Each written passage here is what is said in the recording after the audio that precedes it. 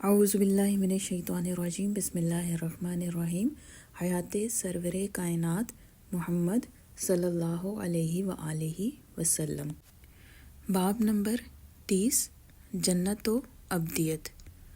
حبش سے واپس آنے والے مہاجرین کو خود اپنے قبیلے کے مقابلے میں مدد کی ضرورت تھی۔ عمر رضی اللہ تعالی عنہ کے برادر نسبتی قبیلہ جمحہ کے عثمان ابن مظعون تھے۔ وہ بخوبی جانتے تھے کہ ان کے رشتہ دار امیہ اور ابی ان کو ایذا پہنچانے سے باز نہ آئیں گے۔ اس بار وہ ایک مخزومی تھا جس نے دوسرے قبیلے کے آدمی کو تحفظ فراہم کیا تھا۔ خود ولید نے عثمان رضی اللہ تعالی عنہ کو اپنی امان میں لے لیا، لیکن جب عثمان رضی اللہ تعالی عنہ نے دیکھا کہ ان کے ہم عقیدہ مسلمانوں کو اذیت دی جا رہی ہے، اگرچہ وہ خود محفوظ ہیں، تو وہ ولید کے پاس گئے اور انہوں نے اس کی امان کو رد کر دیا۔ بوڑھا بولا، میرے بھائی کے بیٹے، کیا میرے کسی آدمی سے تم کو گزند پہنچا ہے؟ عثمان رضی اللہ تعالی عنہ نے جواب دیا، نہیں، ایسا نہیں ہے، میں اللہ کی پناہ چاہتا ہوں، میں سوا اللہ کے کسی بھی اور کی پناہ کا خواستگار نہیں ہوں۔ چنانچہ وہ ولید کے ساتھ حرم میں گئے اور وہاں اس بات کا اعلان کر دیا کہ آئندہ سے ان کے تحفظ کی ذمہ داری ولید پر نہ ہوگی۔ چند دنوں بعد یہ اتفاق پیش آیا کہ لبید شاعر قریش کو اپنا کلام سنا رہا تھا اور عثمان رضی اللہ تعالی عنہ ابن مظعون اس بڑے ہجوم میں موجود تھے۔ وہ اس کا کلام سننے کے لیے اکٹھا ہوا تھا۔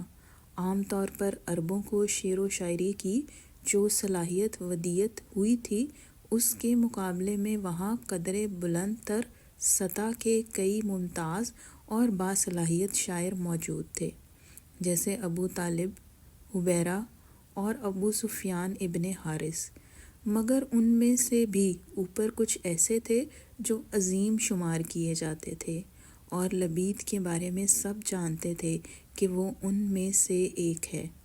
وہ شاید اس وقت سب سے بڑا شاعر تھا اور قریش سرمایہ افتخار سمجھتے تھے اس بات کو کہ ان کے درمیان ایک ایسا شاعر ہے جس کی عظمت مسلم ہے۔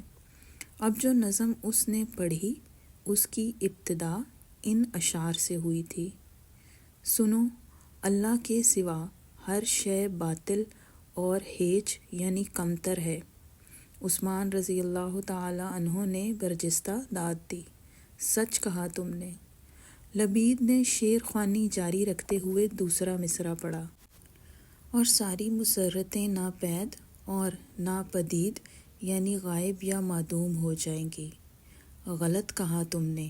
عثمان رضی اللہ تعالی عنہ پکار اٹھے، جنت کی خوشیاں کبھی ناپید اور ناپدید نہ ہوں گی۔ لبید ٹوکے جانے کا عادی نہ تھا۔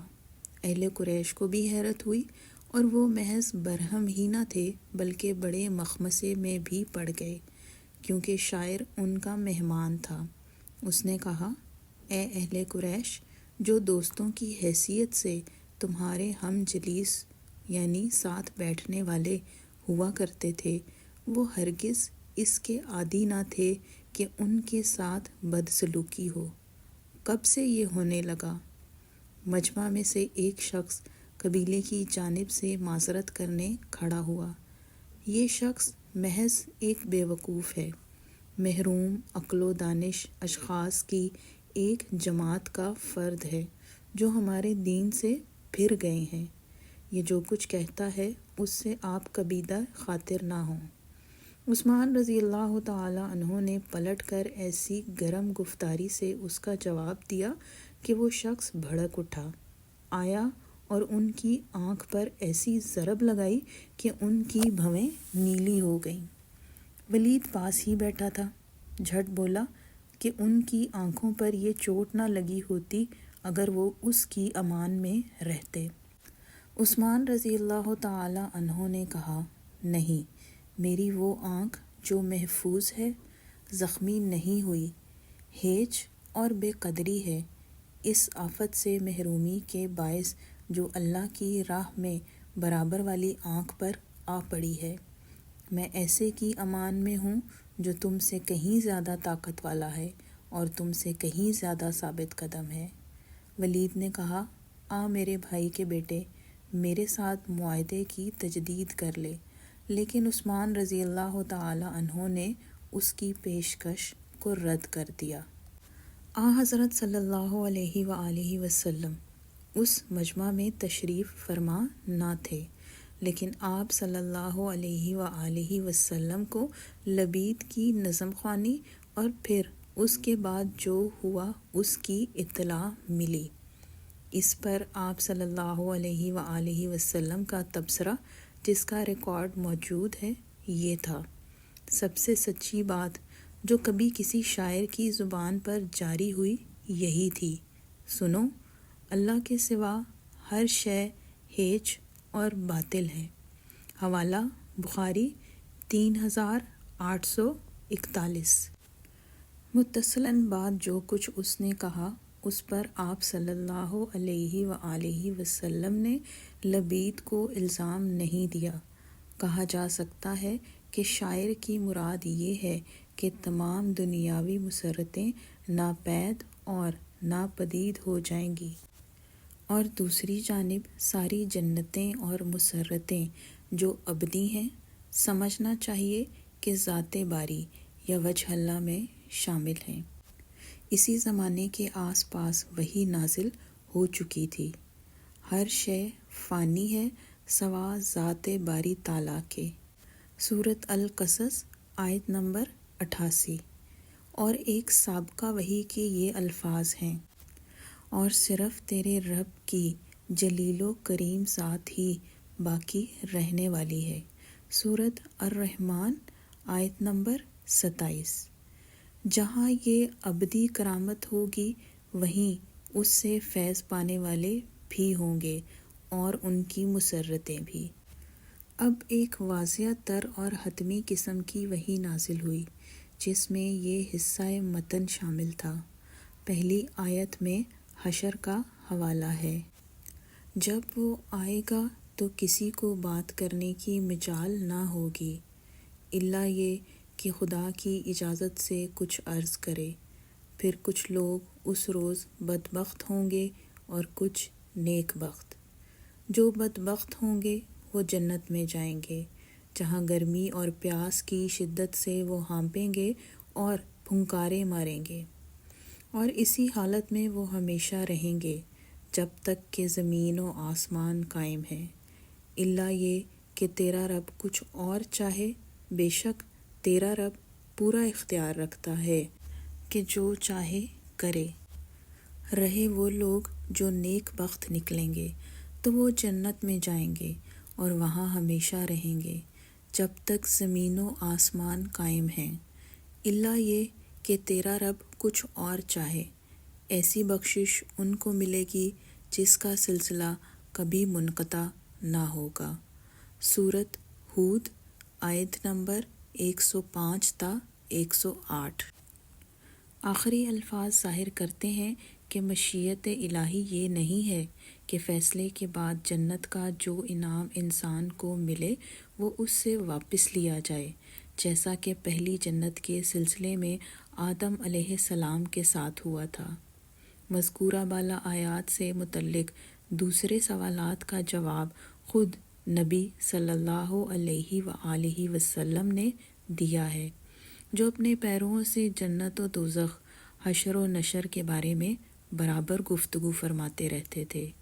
ایک موقع پر آپ صلی اللہ علیہ وآلہ وسلم نے فرمایا: خدا جو اپنے جوار رحمت میں جگہ دیتا ہے جس کو چاہتا ہے، جنت والوں کو جنت میں داخل فرمائے گا اور دوزخ والوں کو دوزخ میں۔